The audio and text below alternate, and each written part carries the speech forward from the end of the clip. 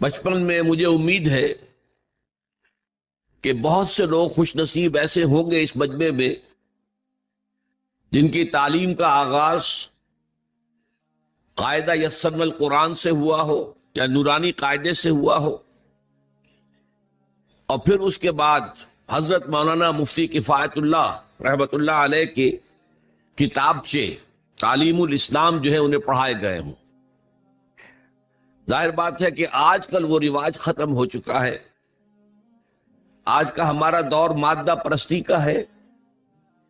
ہماری تعلیم میں بھی آپ کو معلوم ہے کہ کنڈر گارٹن جو ہے اس سے بات شروع ہوتی ہے، اور ممی اور پاپا یہ الفاظ جو ہیں وہ بچوں کو سکھائے جاتے ہیں۔ اللہ اور اس کے رسول کا نام عام طور پر نہیں پڑھایا جا رہا۔ لیکن یاد ہوگا آپ کو کہ اس سلسلے میں سب سے پہلے ایمان مفصل، ایمان مجمل یاد کرائے جاتے تھے۔ ایمان کیا کیا ہے؟ پھر 6 کلمے پڑھائے جاتے تھے۔ یہ 6 کلمے یوں سمجھیے کہ اسلام کی تعلیمات کا لب لباب اور خلاصہ ہے۔ ان میں سے پہلے 2 کلمے کیا ہیں جو اہم ترین ہیں؟ کلمہ طیبہ لا الہ الا اللہ محمد الرسول اللہ صلی اللہ علیہ وسلم، یہ مختصر ترین کلمہ ہے، اسے ہم کلمہ طیبہ کہتے ہیں۔ اور یہ سمجھیے کہ ہمارے دین کی جڑ اور بنیاد اور اساس ہے۔ دوسرا کلمہ اسی میں لفظ شہادت کا اضافہ ہو کر اشہد ان لا الہ الا اللہ واشہد ان محمد الرسول اللہ صلی اللہ علیہ وسلم۔ یہ کلمہ شہادت جو ہے یہ اسلام میں داخلے کا شاہ درا ہے۔ شاہ درا، در کہتے دروازے کو، شاہ درا بہت بڑا دروازہ۔ جو لوگ دلی سے واقف ہیں انہیں یاد ہوگا، معلوم ہوگا کہ دلی جو ہے وہ جمنا ندی یا جمنا دریا کے مغرب میں واقع ہے، اور مشرق سے جو بھی آتا ہے یو پی سے، اس کو پہلے ایک قصبے سے گزرنا پڑتا ہے، جس کے بعد پل آتا ہے جمنا کا، اور اس قصبے کا نام ہے شاہدرہ پانی۔ اسی طرح کا شاہدرہ ایک لاہور میں ہے۔ لاہور جو ہے وہ راوی کے جنوب مشرقی کنارے پر ہے، آباد ہے شہر۔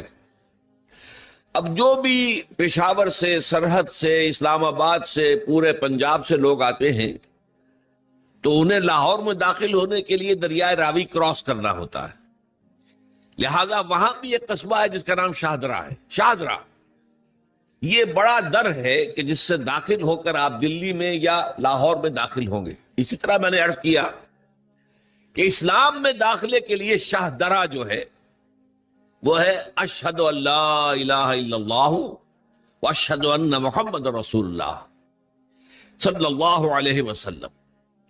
آج میں انہی 2 کے حوالے سے آپ کے سامنے کچھ باتیں رکھ رہا ہوں۔ باتیں بالکل بنیادی ہیں، اور میں سمجھتا ہوں کہ آپ کے ذہنوں کے اندر موجود ہیں۔ صرف یہ ہے کہ آپ نے شاید زیادہ کبھی شعوری طور پر توجہ نہ دی ہو، اور ان کے بارے میں کہیں گہرا غور و فکر نہ کیا ہو۔ دیکھیے پہلا جز کیا ہے؟ لا الہ الا اللہ، کلمہ توحید ہے یہ۔ اللہ کے سوا کوئی معبود نہیں۔ اب اس کا تقاضا کیا ہے؟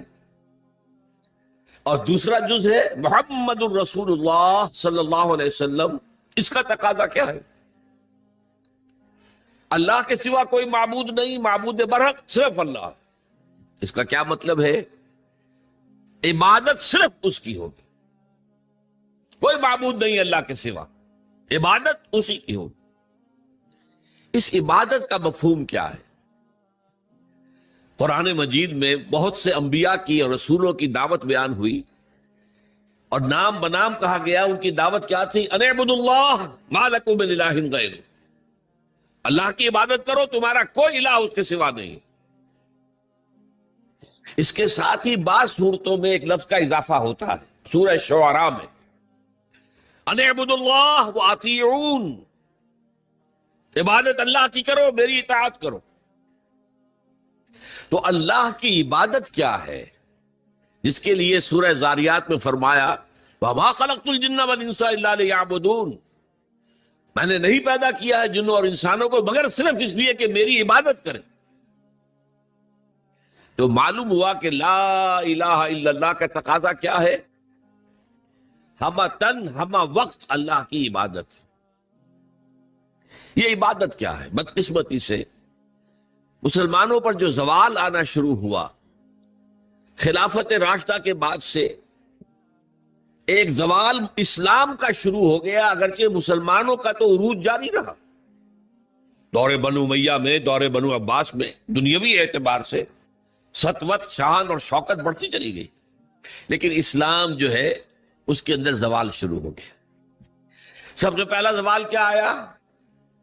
وہ خلافت کہ جو مسلمانوں کو اپنے میں سے کسی بہترین شخص کا انتخاب کر کے جس کا تعین ہونا چاہیے تھا، وہ خلافت موروثی عہدہ بن گئی، خاندانی بات بن گئی، قبائلی بات بن گئی. یہ ہمارے زوال کا پہلا مظہر تھا.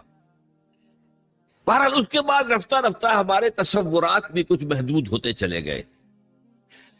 ہوتے ہوتے بات یہاں تک پہنچی کہ عبادت کا مطلب ہے نماز، روزہ، حج اور زکوٰۃ.